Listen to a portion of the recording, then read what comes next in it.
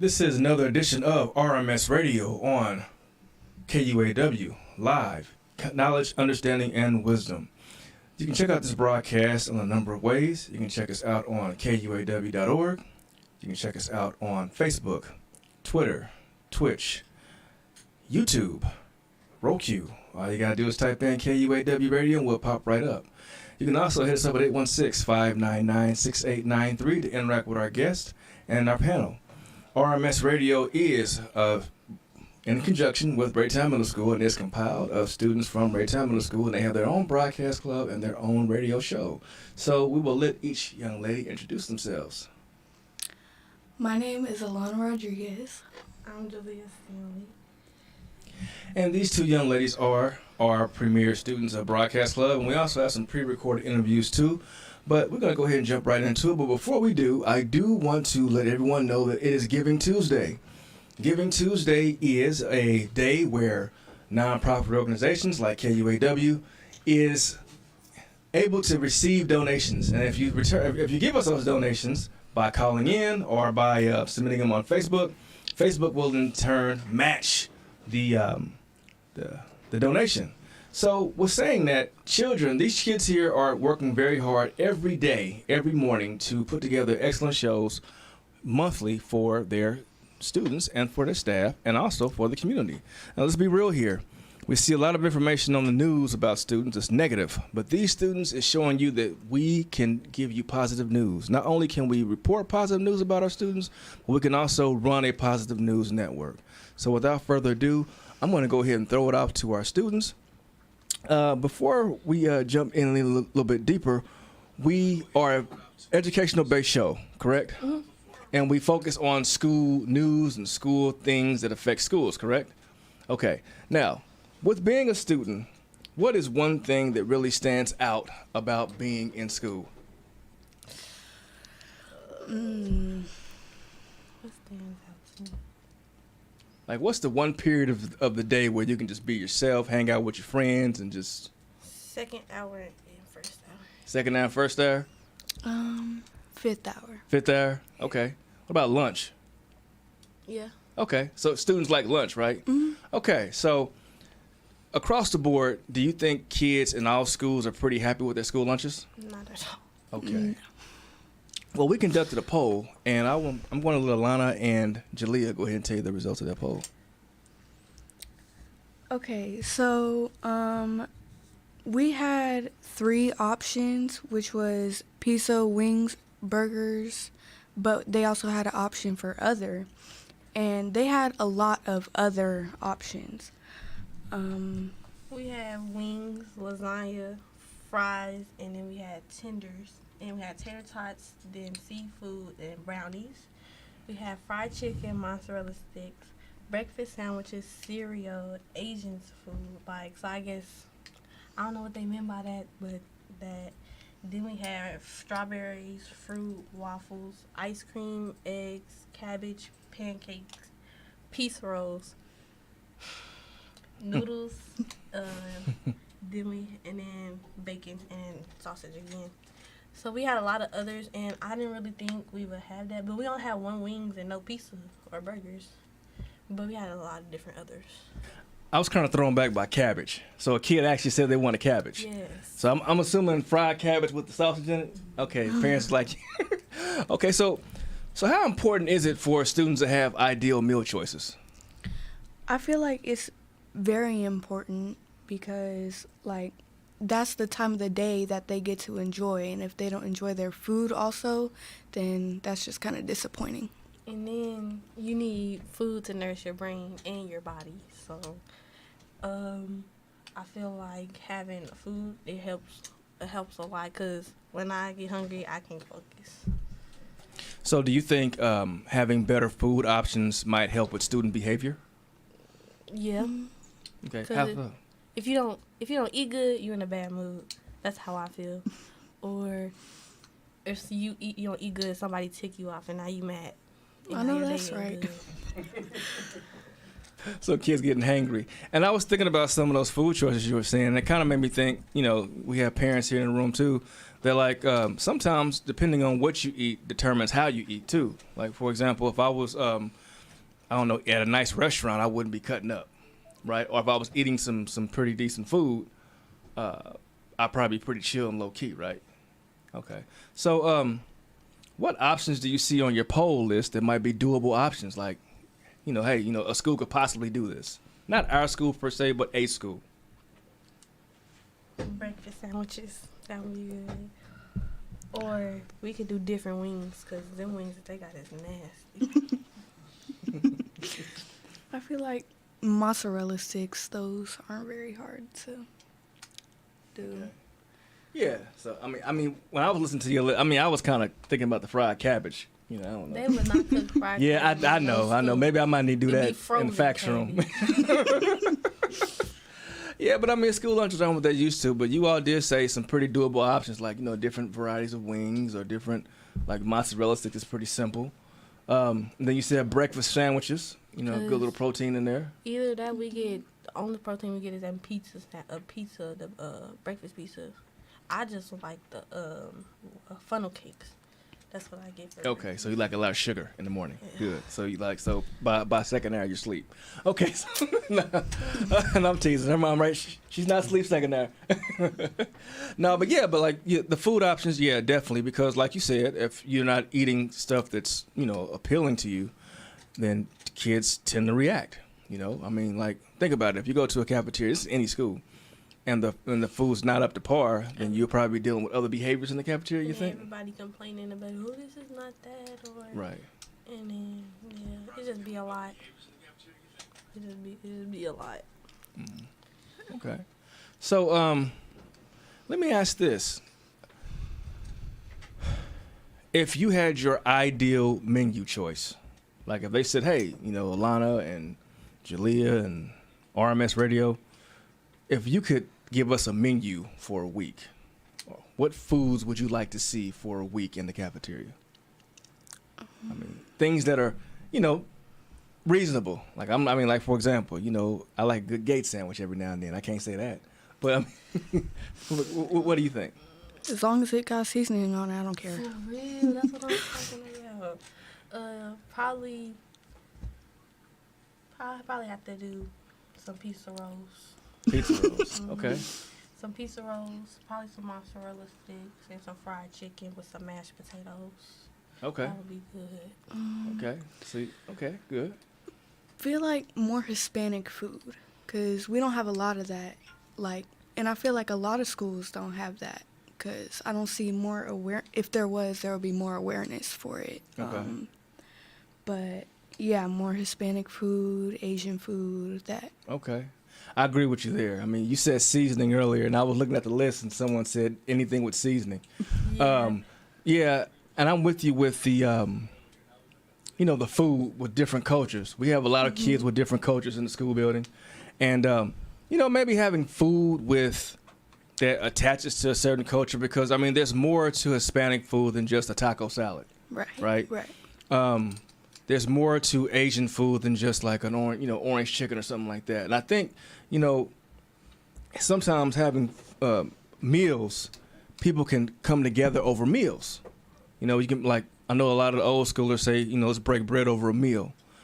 And we're saying that, I think it kind of falls into our cultural competency also, bringing together different cultures. If we have foods that reflect the cultures that were in our building. That might be something we can work on with the cultural comp team.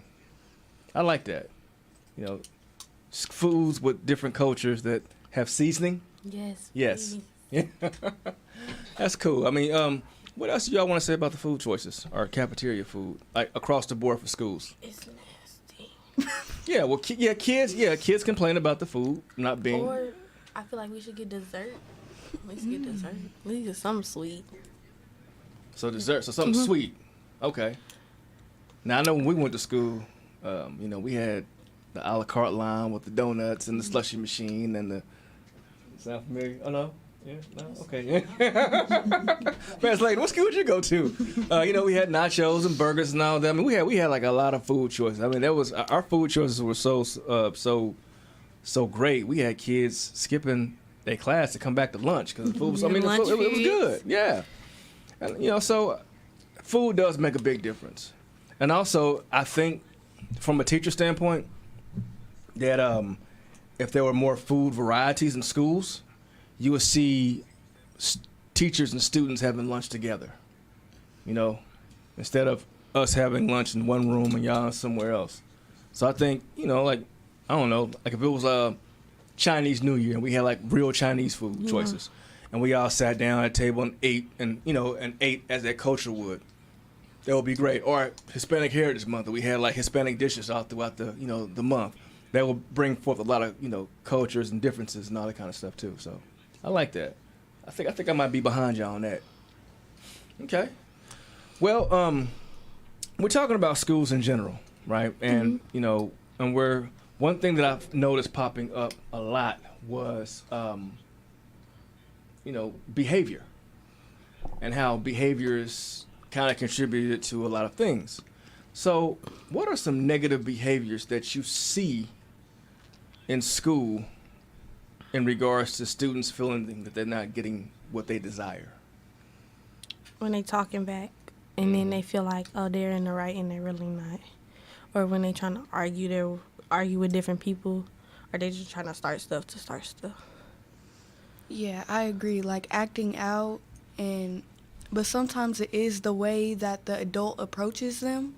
So some kids maybe just need to be approached differently. Mm-hmm.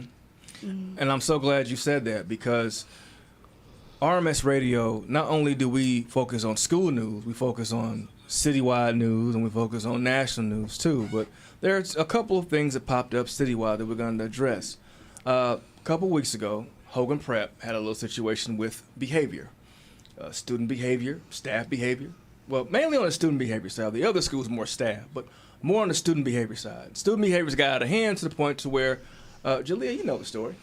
So, it was fights. No teachers was coming into work, to the point where the district charter, they sent the email to the school talking about, you have until November, I think it was November 17th to get school safety, or the school will be shut down, or they will fire the principal.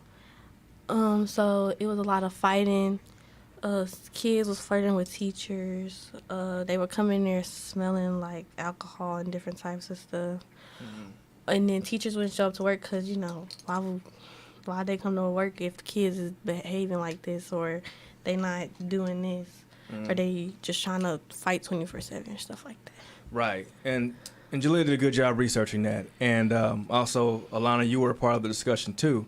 Mm-hmm. And what we discussed was that, although it's Hogan and they're in a completely other district, right? What can happen at Hogan can happen at any school. And, it's not our place to sit up here and talk about our brothers and sisters in another school setting. So my question to you is, do you agree with, and whether you agree or disagree, it doesn't mean that you're against the school, it's just, the move. Do you agree with the move of the state saying, hey, look, y'all got to fix this stuff? Yeah, because it's people's safety.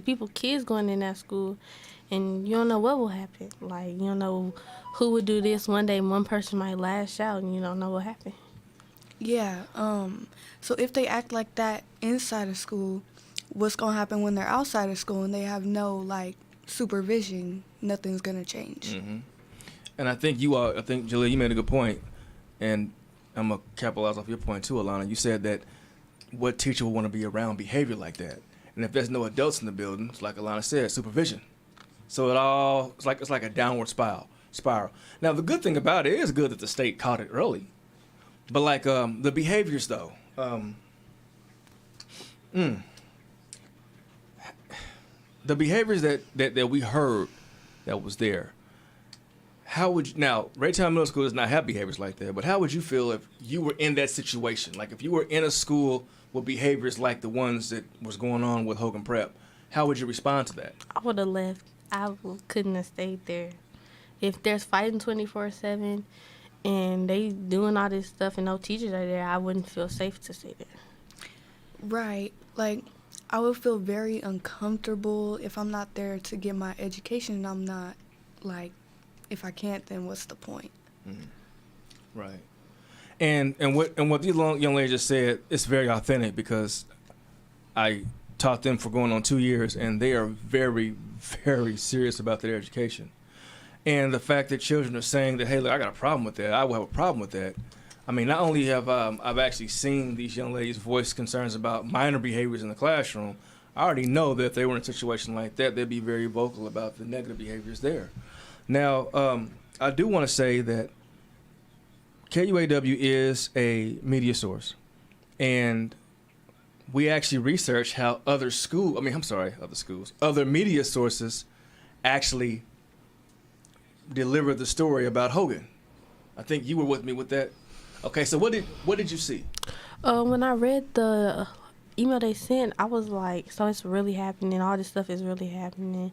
And then when you research it more and more, you get to realize that it's the students, but it's also the teachers not coming there, or it's also something happens, and so there's nobody there so they can talk to. And so they feel like they don't want to, so nobody's going to listen to them, so I might just lash out. That's how they feel there. And I feel like if there was somebody they can talk to or somebody that can calm them down, I feel like that would be good. Okay. And Alana, and what we're talking about, I think you were there. We noticed that the story was told differently from different vantage points. How important is it to tell a story truthfully on the news? I feel like it's very important because you don't want, like, negative news being spread. If you don't tell the truth, then the problem's never going to get fixed. And some of the things that we saw, and we're not going to call out any other stations, but like I said, myself and the students, we actually researched this. Oh, we have a comment. All right, we have a comment that says, I love that their first concern was that they don't want anything getting in the way of their education. Yes, thank you. And that's not just these two students, but I would say the majority of the kids in our building are like that. So thank you for that comment. What we were seeing with the news was with different news sources. One of them made it seem like it was in the older building. When it's really in the newer one. Right, it was a newer one. They didn't want to show the newer building. Another one made it seem like it was all the schools in the Hogan system, and it was not. And then another one made it seem like that it was. They actually showed someone walking up to the door trying to get into the building, but it was not that particular building. So I like how Alana said that you got to tell the story right. You got to be truthful. Can't fix the problem if you're not telling the truth. So that's why I said that the thing I love about RMS Radio is that we looked at it as, hey, it's all about the students. How's the story being told with the students? So let's pretend that you have the ability to fix the situation with Hogan, okay? Now, I will say that, thankfully that the school is open and they have a plan, all right? We don't know the full details of the plan, but they're open and they have a pretty, well, the plan must have been good because the school's open. So if you had an opportunity to change and make the school safer, what would you do to make the school safer? First, I feel like I would get people that they can talk to or they feel comfortable talking to. And then I wouldn't say that they shouldn't, how do I put this? It's the really thing that I feel like while all middle schoolers fight is over social media, stuff like that. So I feel like they shouldn't be allowed to post anything about the school or anything, any type of way about that or anything. If something happens at school, you need to fix it there. But I feel like they should always have somebody to talk to, because if they don't, then you'll never know what happened. And then getting more teachers to come to the school so that we can have more teachers so kids could come to school. Because if there are no teachers, what's the point of coming to school if you're not there to learn? If you're just there to walk around the building? Nah. Right. I definitely feel like you should just, if it's at that rate, you should start over, get some new employees that actually apply themselves and want to do their job that they're getting paid for. And make sure the students know that you care. And yeah, just show that you care. Okay. And if I could jump in and be one of y'all's employees, I would say community involvement. Teach the child holistically. I know there are some schools in the Kansas City, Missouri school district that actually have strong parent and community involvement. I know last month we talked about Ms. Alonzo's initiative to get more parents involved in the school. I think once you get the kids' community and their households involved, they'll be less likely to cut up. I guarantee you, if Mama was walking down the hall, you wouldn't. Yeah, she looked up. She looked over like, yeah, you wouldn't cut up. And I guarantee if I don't know, pastor of the church was up in there, you'd be cool. So, see, as you can see that, their eye contact was like, oh, yeah. But it takes a village, it takes a community. Now, there's another situation. Now we talked about student issue. This was more of a staff issue. Now we talked about the area where Hogan is in between two other schools that are state of the art. Yeah. You got the Kaufman School and you got University Academy. Now, University Academy, there's a trending video going on right now. And RMS Radio researched this too. Matter of fact, I believe KUAW was one of the first media sources to get this out. With University Academy, a teacher was in a classroom and this teacher used the N-word. Yeah. And he used the N-word in his conversation with the students. And the students actually recorded him as he was doing this. And this was on, KUAW found this on the Kansas City Defender. And it says, racism exposed, white KC teacher says N-word multiple times, then tell students, be upset about it all you like. Now, oh my God, I got a dad behind me like, if y'all can see how the parents are looking, the same way the parents were looking was the same way I was looking, was the same way the students was looking, because we actually played certain snippets. Now, we didn't know, we bleeped out the N-word part, but we heard what was recorded on the video, and the students were not too happy about that because, well, I'm going to just throw that out there. Let's pretend that you're in this classroom, all right? And in this classroom, a teacher is using this particular word. What would your response be? I would walk out. I don't like that. I don't even like it when people say it to me. But the thing is, what was the lesson he was trying to teach? Or why would you tell us we can be mad all we want and you don't care? Because that really, really cool. I don't know if the majority of class was African American or they were or it was a mixed up class. I don't know what type of English class it was or what they were learning, but I would have walked out. I couldn't have sat in there with him. Well, if you know me, you know I like to argue, so I definitely try to prove my point on why that's just not okay. And definitely try to change whoever's mind thought that was okay.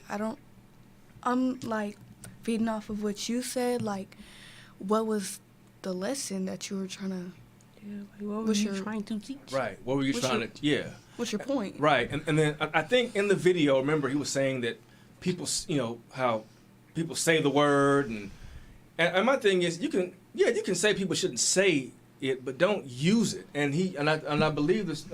I'm not gonna play the video because I don't have the technology right now to bleep it out. But you can pull it up at your own leisure. But he could have made his point without saying the word and then trying to justify why he should have said it. I just feel like that wasn't cool for you to say it in the first place. Right. Not to no kids at that. Well, it shouldn't be said in an educational setting, period, especially after everything that's been going on within the past couple of years.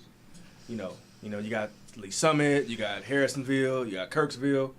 All these neighboring districts have the same exact issue or issues similar to it. You would think maybe I shouldn't say that, And I believe the school is dealing with this, which as they should. But I want to read to you some comments that someone said about that because, you two are very wise. And yes, not only is Alana pretty argumentative, Jalea is too. And when I say argumentative, not in a manner to which is like, defiance. No, they like to argue for what's right because last year we did a lot of social justice. And these two are also premier poets in our school building too. And they are little revolutionaries. They are radicals when it comes to things. I mean, they in class they stand up for really all the students in our class stand up for student rights, whether it's race, gender, preference. So yeah, these are some little revolutionaries in the making. So someone said that at a time when books like The Color Purple and The Diary of Anne Frank are literally being removed from school libraries, teachers have absolutely no business being this irresponsible with their language, period. So what she's saying is, like, there are books that are actually being banned because, there are certain words in there, and then they're actually saying this stuff. So what do you think? Now, let's pretend that you are on the leadership committee of your school building, of a school building, where a teacher said this. What would your response be for consequence? They're not working for me no more. I don't want to argue. I'm not finna argue with you. It's either you leave or I'm gonna get you escorted out, or I'm gonna get you out myself. You're not working with me no more. Alana, you agree? Yeah, it's like no pass go, no collect $2,000. You up out of here. Yeah. Give me them keys. Yeah. All of them keys. And now let me ask you this: Is it because the person said it, or the person said it and then tried to justify why it was said, or the comments that was made after the saying it? You shouldn't have said it in the first place. Right. There's no reason. So I'm not. You can't defend yourself after you say that. Yeah. And then also, like the other video, the teacher was actually arguing with the students. And I'm like, it shouldn't even be an argument. The kids are right. You shouldn't have said it. And what did I say in class? I said, it's okay for adults to make mistakes. You make a mistake, own up to it. Didn't seem like the person. He didn't own up to it. Yeah, it seemed like they wasn't trying to own up to it, Yeah, and wow. Got another comment. We need to form our own communities and make it so that these things don't happen. And then someone else said that they blamed the school for allowing this stuff to happen. So, do you feel that responsibility falls on the school for what the teacher said? No, he shouldn't have said it at all. That's first of all, that's disrespectful. You're not supposed to say that around people's kids. Like, just leave it at that. And if you say that on a daily basis, that's not cool. For it to come out casual like that in the classroom, yeah, one can assume, right? Yeah, that's not cool at all. That's just like, dude. So I think the school does take responsibility based on how they handle it. Like if a teacher says that stuff, hey man, look, we have a little conversation. If he not fired, then they not doing nothing right. Right. So, but whether or not the guy's fired or not, fired, a consequence should come swiftly, right? Mm-hmm. Because I'm looking at your parents back here behind me. I guarantee you, Alana, your mom and dad's back here. Jalea, your mom's here. I know your dad. Your dad and I used to email all the time last year. I know for a fact that they saw a video from a classroom. Yeah. Yeah. Seriously. I'm the same exact way. And even if it's slurs towards women shouldn't be used, slurs towards sexual preference, gender, any other nationality. That's just non-negotiable. Because we're in a day and age now where school is sometimes for some kids the only comfortable place. Yeah, the only safe place. Because I don't like people say none of that. Mm-hmm. Right. To me, that's getting slick at the mouth. It's too slick at the mouth. I want to. There is one clip that I would like to pull up, but I got to screen it first. I don't want to play it and then somebody say something and they're like, oh, yeah, KUAW saying stuff, and we do the Mr. Walker. No. So, but I do recommend people to just Google it, and also you can check out the KUAW page too.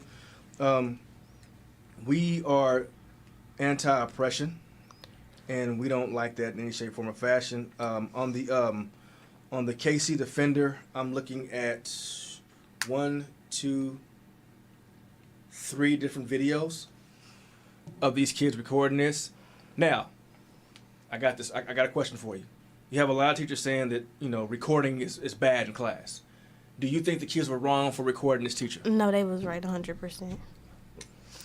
I don't think that they were in the wrong because because a lot of the times, since a teacher has a teacher position, they're not going to believe a student over somebody that works for them, you know? So I definitely feel like recording was like part of their only proof. So Yeah. that was important. Yeah. And this stuff is becoming more common in schools now, too. I mean, like, let's just be real. I mean, with the teacher shortage, sometimes schools just hire anybody, you know? And, I mean, it's like we need a warm body in here, and this person happens to be racist. You know, oh, we didn't know that. Now we on the news. You know, I mean, that's not a good look.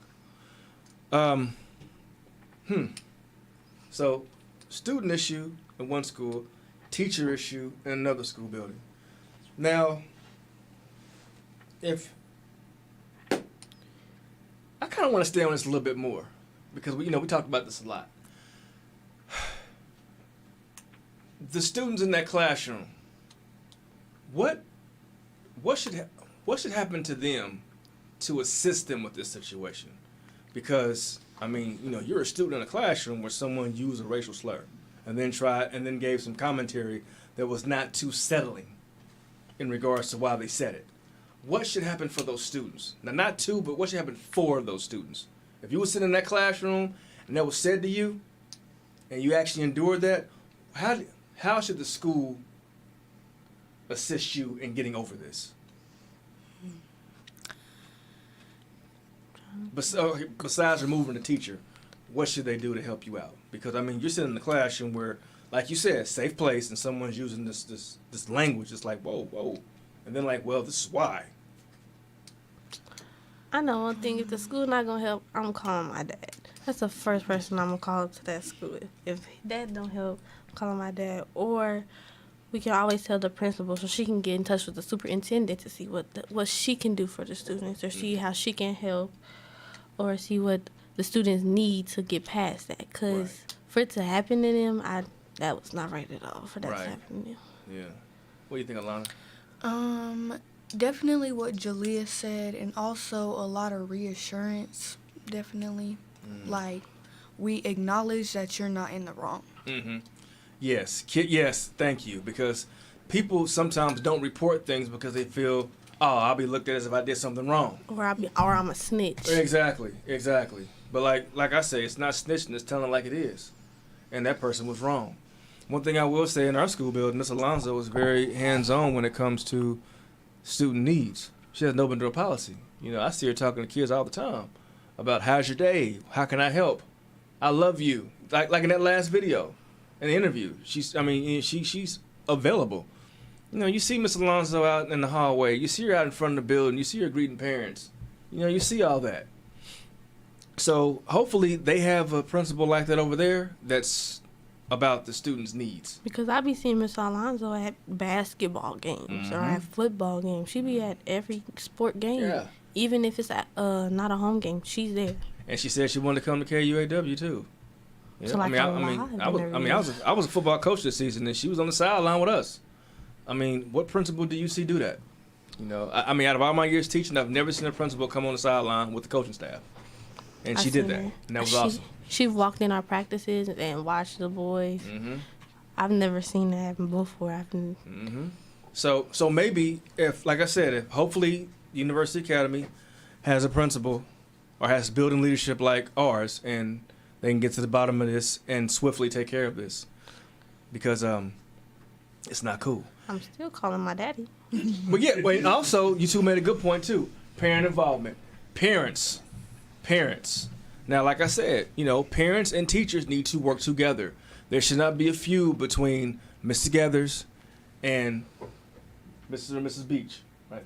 Correct. And or Mr. Gathers and Mr. and Mrs. Stanley. Like I said, me and your mom, we talk all the time. Me and your mom, and we met this year. But me and Dad, we talked all the time last year. Like I said, I like to make myself a household name. That's how it should be.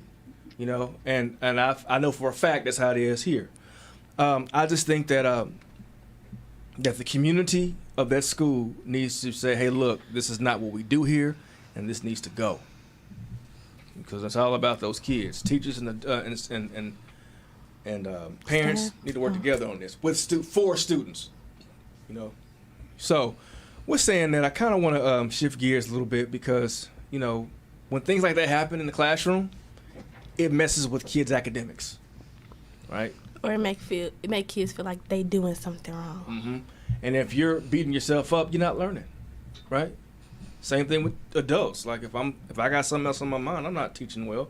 So, what are some things that we can do to assist kids academically in the classroom? Ooh. And also keep in mind too, we have Christmas break coming up too. So what are some things like some study tips or some things that we can do in the classroom or outside the classroom to make sure that when things happen, that kids can still jump back on the right track and get those lessons in? Ask for help. If you don't ask for help and you keep doing it wrong, it's not gonna work out. Okay. So make help available. All right. Mm-hmm. What do you think, Alana? I know some teachers don't check their emails a lot, so like be sure to contact them before break. Mm-hmm. Like, hey, I'm gonna reach out to you if I need help. Mm-hmm. Okay. Just let them know. Cool. Like we got tutoring at our school. Probably sign up for tutoring if you feel like you're doing your best, but you're not. You can go harder than what you're doing right now. You can like sign up for tutoring, and then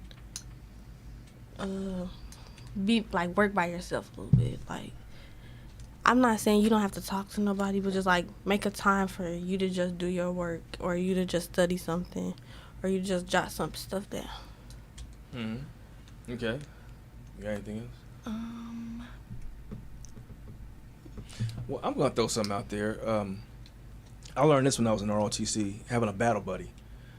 A study buddy, an accountability, someone that holds you accountable. We did that all the time last year in class, and we do that kind of this year. It's called PALS. We had PALS last year. PALS, yep. And then also we have just accountability in general. Like if we're sitting in a group and I'm not working, then hey, Mr. Gathers, you need to pull your weight. Let's work together. So I think collaboration works. Mr. Leon Dixon, who's one of the founders of the W.B. Du Bois Learning Center, says power goes to the organized.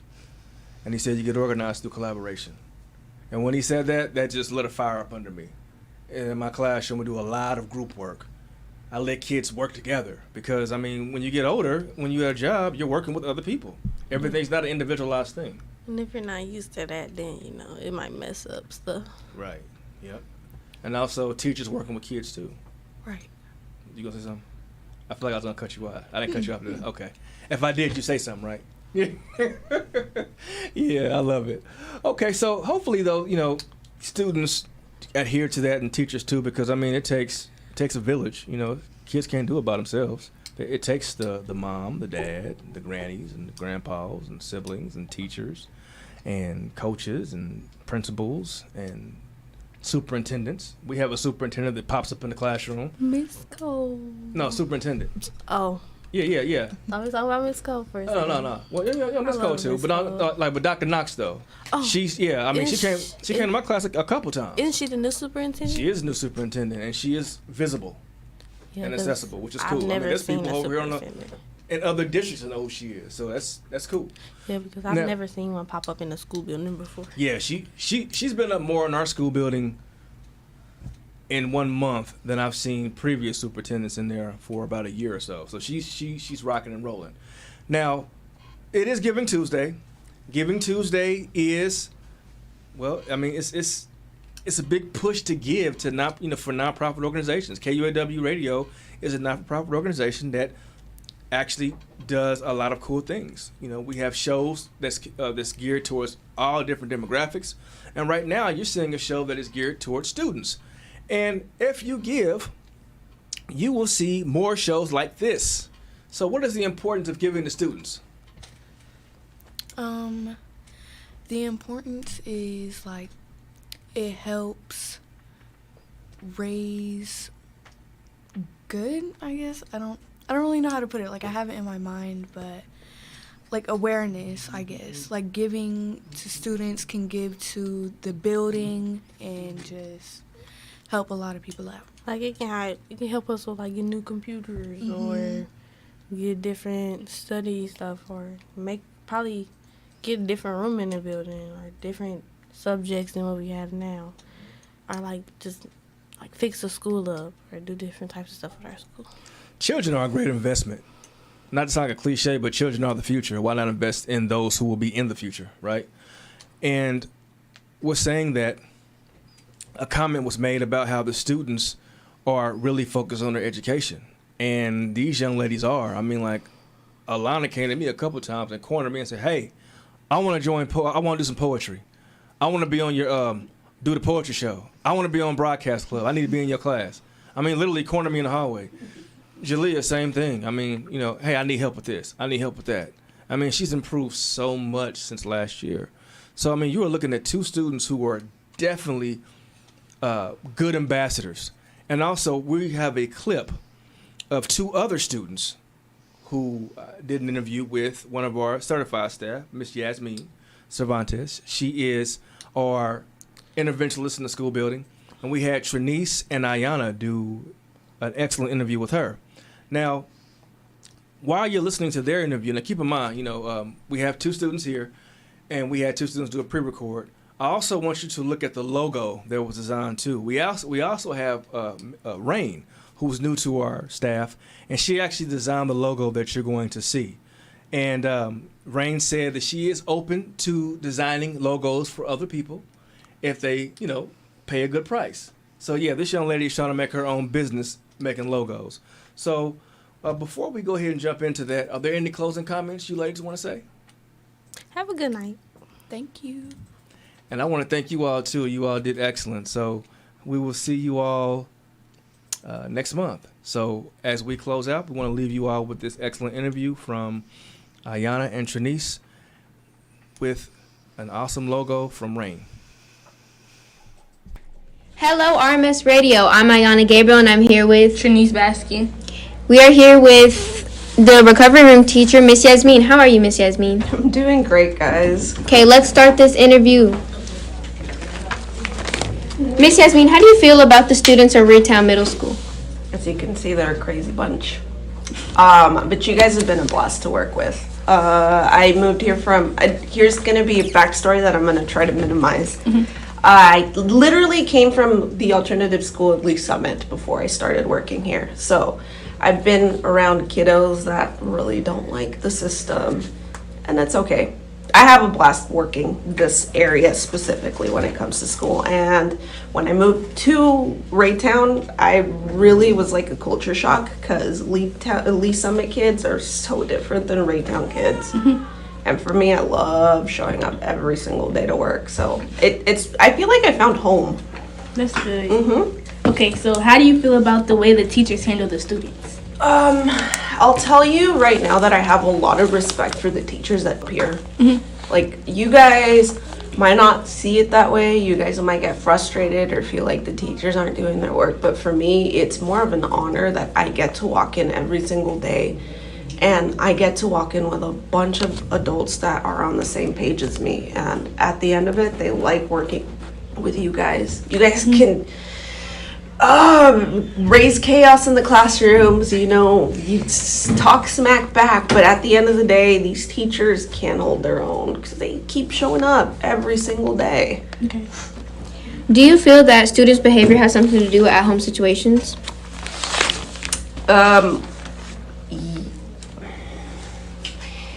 Yes and no. I think at-home situations contribute a lot, but I've been in this position where I've gotten to see that students with really good homes can also experience issues at school where they can't seem to sit still, they can't seem to focus, they have other thoughts. And it's just shown me that, you know, you guys have your own, you're like you're young humans to me. I don't really see you as children so much as young humans that are trying to figure life out. Okay, so how do you handle students that come into your room? Depending on the situation. You guys see the chaos where a lot of kids are coming in, but I also love the fact that you guys, for some reason, find this place to be safe. So I try to be friendly towards you guys, but I also make it clear that you guys need to understand people will give you the same energy that you give them. Okay? Out in the real world, you can't just hop in and be rude to people, but I try to be open-minded when you guys show up, especially when you guys are getting sent out of class. I see you guys, when you guys walk in, for me, it's what is this problem and how can we fix it? And every single student that walks in for me is that. What problem are they bringing and how are we going to solve it? What do you think teachers could do to minimize students being sent out? For me, the way I see it, this job, this field, you have to be passionate about what you're doing. You could have all the lesson plans in the world. They can be perfect, but if you cannot see eye to eye with your kids, if your kids don't respect you, don't see you as a leader, then it's all pointless. It's not pointless. It's really difficult to try to get your kids to want to learn something when they don't even want to be in your classroom. So for me, it's been that. I think the teachers that are more successful, that I see are most successful, are the ones that are willing to get down on the same level as you guys. They're super charismatic. They're bubbly. They're practically adult kids in the rooms with you guys, helping you learn a topic, career. There's a couple teachers in mind that are like that. They're just so ready to hop on and do something different with you guys. They think out of the box, and that adds so much value to education, I think. Okay, so last question. What do you think students should work on behavior-wise? Wanting to be in class. Because here's the deal, and I talk to this with all the kids that show up to my room. Like, all the adults want you guys to succeed. We want you guys to pass your classes. We want you to move on to the next grade, to the next challenge. We can create all the behavior plans in the world. All the adults can be on the same page, but at the end of it, it's down to you guys. You guys have a choice whether you want to succeed in school or not. Right. If you want to succeed, you're going to go out of your way. You're going to figure out how you're going to best challenge yourself and tackle these obstacles. But all the plans in the world will not work if you don't want to help yourself. We can only help students that want to help themselves. And I think that's my biggest, it's the biggest message I want to get out there for you guys. If you want to go somewhere, be ready or be willing to, ask for help. Right. Or take help wherever it's granted to you. You don't have to, obviously, but it shows the adults a lot more when you see a student or a kid that's ready to go out of their way to do the extra challenge, the extra measure. That's a kid that really wants to help themselves. We can make a plan for a student that doesn't want to try, doesn't want to turn in grades, that shows up, doesn't do anything, and they make it clear that they don't want to do anything. And in that case, we can't do anything for you guys. We'll give you the things that you need to succeed, but the tools, that's what I'm getting at. But those tools will not be tools. They'll just be items for you guys if you guys don't want to go anywhere in life. That's my biggest takeaway. Okay. Thank you, RMS Radio, for taking a look into the mind of Miss Yasmin. Thanks, Miss Yasmin, for taking the time out of your morning to come do an interview with us. Thank you guys for taking the time to come here. Once again, you're here with Ayana Gabriel and Trinice Baskin. Thank you for listening. Hello, RMS Radio. I'm Ayana Gabriel, and I'm here with Trinice Baskin. We are here with the recovery room teacher, Miss Yasmin. How are you, Miss Yasmin? I'm doing great, guys. Okay, let's start this interview.